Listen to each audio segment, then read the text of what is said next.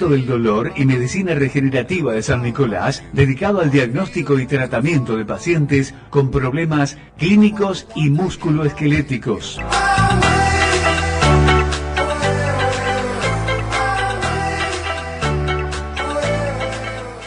Bienvenido, doctor Emilio Pastor. Hola, ¿qué tal? ¿Cómo les va? Bien, muy bien, qué buen tema. ¿Cómo se llama la muñeca?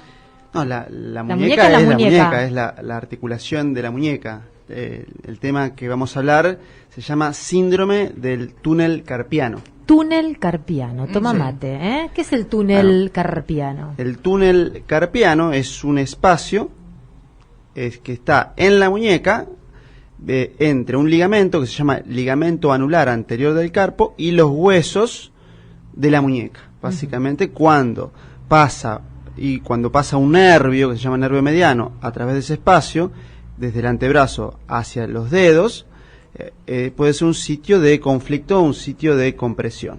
Duele mucho, uno se agarra entre el dedo gordo y casi la muñeca. Esa reticulación, ¿cómo molesta a veces, no? Sí. ¿Cómo se llama eso? Pero eso es otra cosa. Es otra cosa. Sí, eso que estás marcando. Acomódeme todo, doctor, a ver. La pipi, Verónica se está marcando con la mano el dedo pulgar en una articulación que se llama articulación trapecio-metacarpiana, y ese es el lugar donde aparece la risartrosis, la articulación de la primera articulación. Cuando empezás a tener artrosis empieza a doler ahí. Sí, y además ahí, antes de que duela esa articulación, empiezan a doler los músculos de ahí, de la eminencia tenar. Por ejemplo, el aductor del pulgar y otros músculos. A veces puede doler el músculo de la mano, a veces puede doler esa articulación, y a veces puede haber una compresión de un nervio cuando atraviesa la muñeca. Son cuadros distintos que hay que diferenciar. No siempre el dolor de la muñeca o de la mano es lo mismo. Claro. También hay otro cuadro que se llama tenosinovitis de Kerbein, en el cual se inflaman unos tendones. Hay muchos cuadros distintos.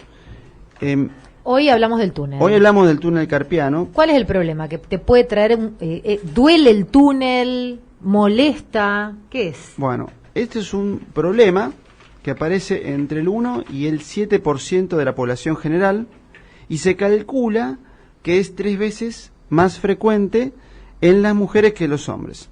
Y la manifestación es dolor y hormigueos. En medicina los hormigueos se llaman parestesias, predominantemente nocturnas, que hacen que el paciente haga una sacudida con la mano para aliviarse. Eso es lo que el paciente relata. Y también sentís como un malestar, como un hormigueo. Un hormigueo, y empieza a sacudir la mano. Como que te secas de agua. Exacto, eso es lo que tratan de hacer. Sí. Incluso, a veces, por ejemplo, al agarrar una taza, la persona puede sentir la molestia y tender a soltar la taza o a dejarla, porque eso le genera el hormigueo y la molestia en la mano. Hacer fuerza, centralizar, ¿no?, la mano en un objeto. Exacto. Ese es el dolor. Esa es la sintomatología, y es, si 1 al 7% de la población, no es tan infrecuente. Cada tanto viene alguien con esos problemas, y seguro que hay gente que está escuchando que le pasa que se le duermen las manos. En muchas ocasiones la causa no se puede identificar, pero en la mayoría o en muchas también se puede identificar. ¿Qué puede estar ocurriendo? Puede haber lo que se llama trastorno de los líquidos. Entonces, en ese caso hablamos del embarazo. Una mujer embarazada puede tener un síndrome del túnel carpiano porque tiene retención de líquido, y esa retención de líquido en la muñeca le aprieta el nervio. La solución es esperar principalmente que termine el embarazo. O sea, claro, cuando la persona da luz, eso se resuelve espontáneamente. Personas que están en hemodiálisis, en las cuales hay una insuficiencia renal, entonces antes de la diálisis se le hormiguea, y después de la diálisis, donde le sacan el líquido, la cuestión mejora. Hay personas que con el uso de anticonceptivos orales también pueden tener este problema. Eso sería la parte de líquidos. Sí. Trabajos que generan sobreuso. Y acá hay gente que trabaja con procesamiento de alimentos, envasados de carne, cortar troncos, trabajos de construcción, carpintería, pintura en las casas, donde se usa mucho la muñeca. Ah, los pintores, claro. Los pintores. Trabajos con aves de corral. El tecleo, eso, la gente que está con las computadoras, y la utilización del mouse en forma crónica y sin descansos también puede generar este tipo de problemas. La jardinería y otras cuestiones. Eso en cuanto a la parte laboral. Y lo otro que hay que ver es que no tenga una enfermedad asociada. Ejemplo, un hipotiroidismo. Sí, Bueno, ahí me quería detener. Las personas, porque me pasó, de cuando me detectaron, ya te hablo de hace 17 años atrás, el hipertiroidismo severo, Sí. el dolor era adentro. Sí. Y no podés sostener las cosas de lo que te duele. De esto estamos hablando. En realidad puede ser el hipertiroidismo y también en este caso yo dije el hipotiroidismo, que es la disfunción de la glándula tiroides, Claro. de lo cual habló el doctor, no me sale el Ferrieri. hace poco tiempo. Sí.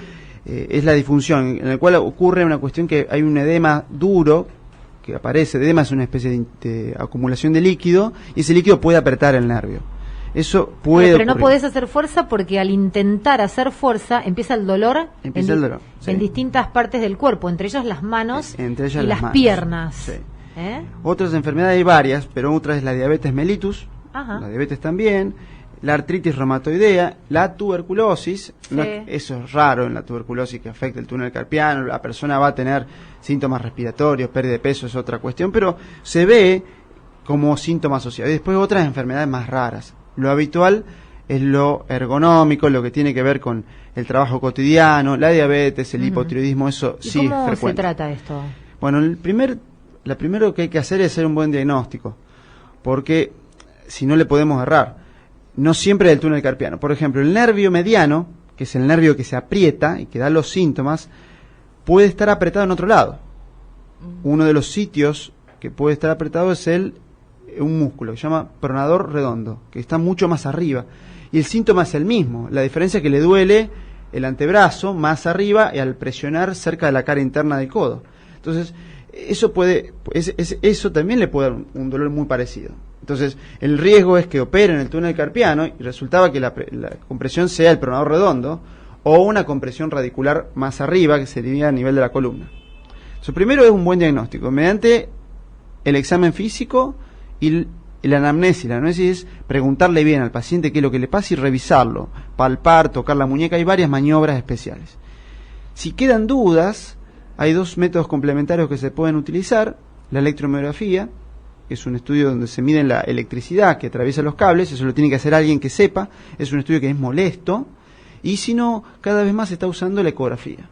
De hecho, en el consultorio ya se puede ver el nervio mediano, y cuando está apretado, en algunas ocasiones el nervio está agrandado. Entonces ya está, no necesita hacer ninguna cosa. Por ejemplo, doctor, un paciente te va a ver y te dice: tengo estos dolores. ¿Tenés el ecógrafo ahí disponible para hacer ese estudio en el momento? Generalmente lo hacemos en el momento. Lo hacen en el momento. Sí, y sí. de ahí, por supuesto, pueden evacuar todo tipo de dudas y Sí. se puede ver qué tratamiento se puede implementar. Exacto. Si siguen quedando dudas, se solicita la electromiografía. Y si no, se puede hacer un tratamiento. Lo principal son, primero, ejercicios. Sí. Son ejercicios especiales, llaman ejercicios de autommovilización neural. La persona hace ciertos movimientos para estirar y deslizar el nervio en la muñeca. Después hay ciertos deportes que pueden ser útiles, por ejemplo, la práctica de yoga. ¿Sí? La yoga, la danza clásica son deportes en los cuales hay movilización de los nervios, básicamente. Entonces, eso también sirve.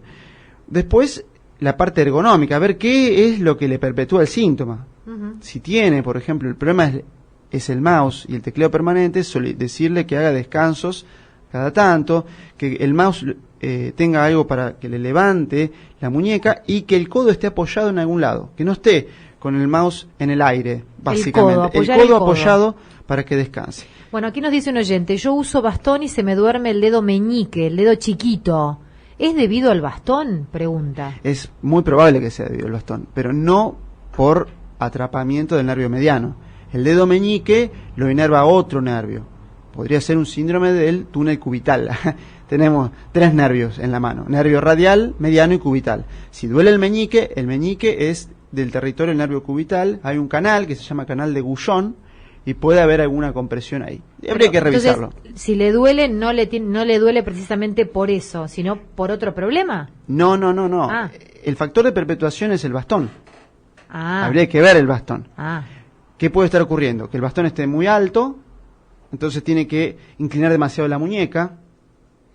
Entonces, esto, muy alto, o que esté muy bajo. Hay que acomodar el bastón. Habría que ver el bastón. No es sacar el bastón, habría que revisar el bastón primero. Esa sería la primera hipótesis.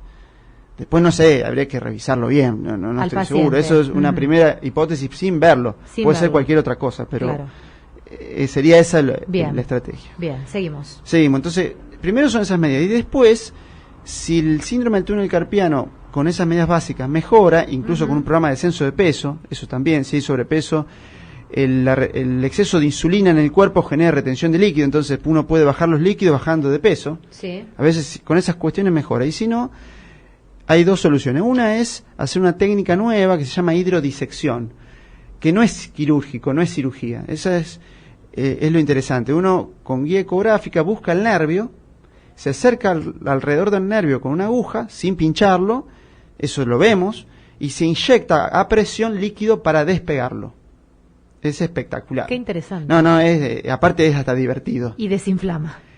No es que desinflar, lo despegás. Lo despegás. Entonces se no ve molesta. que lo despega, entonces una vez a la semana o cada 15 días lo vas despegando, y una vez que uno lo despega, le dice al paciente que haga los movimientos. Entonces lo despegamos, movimiento, lo despegamos, movimiento, y muchas veces el paciente con eso funciona y se evita una cirugía. En casos severos, en los cuales ya se compromete la musculatura... ¿Qué líquido se le pone, para el despegue? Se puede poner dextrosa al 5%, con eso puede alcanzar, y se puede agregar algún anestésico local. En algunas situaciones... ¿Es doloroso esto? Casi nada, porque eso es una aguja muy finita, como si fuese una aguja de acupuntura. ¿Y dura segundos? Sí, dura. Si uno usa un anestésico, la mano se le duerme por media hora. Después se despierta, es como el anestésico. Bien. Se puede usar a veces algún desinflamatorio pero también. Se despega ese nervio y ya el dolor suaviza. Y es interesante porque es una opción nueva que se está usando cada vez más y que puede evitar una cirugía. Eso está bueno. Y además tenemos el ecógrafo ahí en el estudio. Se ve, en el mismo consultorio. tiene que ser un ecógrafo que permita ver el nervio mediano. No se puede hacer con cualquier equipo. Esta situación, este tratamiento, imagino que vos lo aplicás en este nervio. ¿Sirve para otros nervios del cuerpo? Sirve para cualquier otro nervio. Se puede hacer ¿Por ejemplo? Y el síndrome del túnel terciano. En el pie... En criollo. Sería en vez del carpiano, que es en la mano, el terciano es en el pie. En el pie. ¿Qué te agarra en el pie? En el pie puede haber hormigueos en los dedos de los pies. Ajá. Que ahí hay que diferenciar si no es una polineuropatía, que sean muchos nervios aplicados, que haya un nervio apretado. Eso es otra indicación. Para nervios apretados, entonces, para nervio apretado, sirve. En cualquier lado ¿En la sirve. cintura?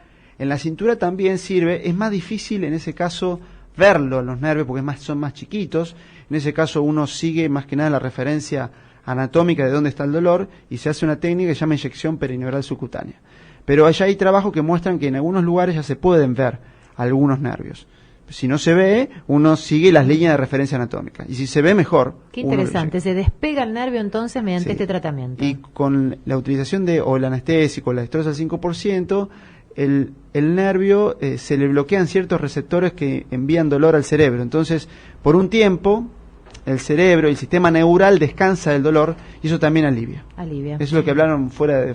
tratamiento supongo que tiene que ver de acuerdo a la separación rápida o no de ese nervio, que en algunos casos puede ser inmediata, en otros puede durar algunas aplicaciones más. Sí.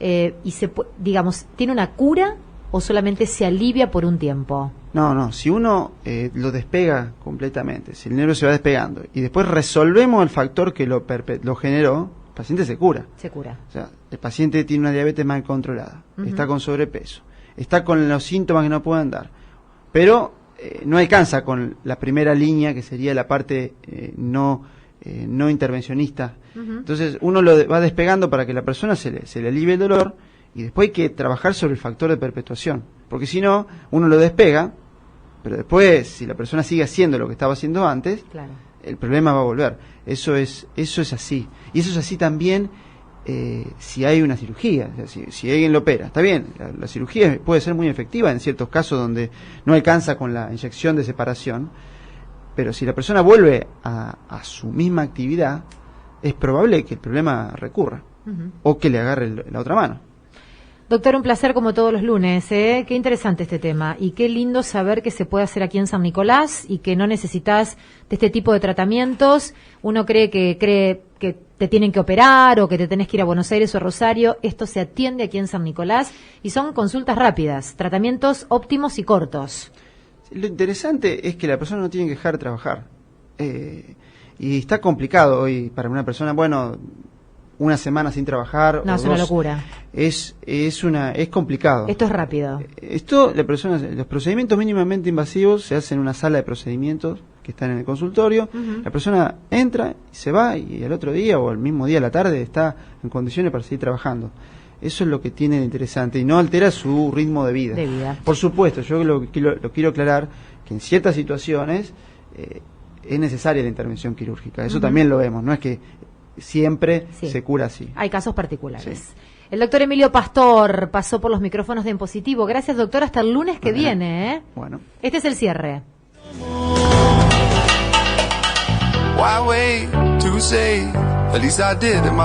Presentó el doctor Emilio Pastor Ideas Médicas, Centro de Tratamiento del Dolor y Medicina Regenerativa, Pellegrini 515 San Nicolás, teléfono 0336-442-1036, página web www.ideasmedicas.com.